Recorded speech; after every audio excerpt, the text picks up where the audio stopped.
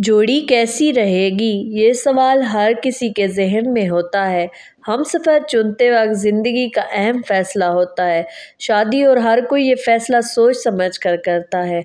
नामों का शख्सियत पे बहुत गहरा असर होता है और नाम से ही इंसान की पहचान होती है और साल इसके अदद भी असर करते हैं। 2024 में क्या आपकी जोड़ी अच्छी रहेगी, ये आपके इंतखाब पे मुनहसर है।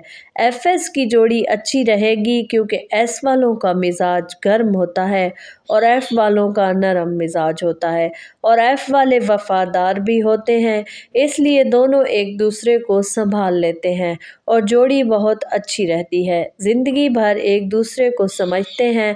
अगर आप में से किसी की जोड़ी एफएस की है तो कमेंट्स में अपना ज़ाती तजुर्बा बताएं कि आपकी जोड़ी कैसी है और आपकी ज़िंदगी कैसी गुजर रही है एक दूसरे के साथ।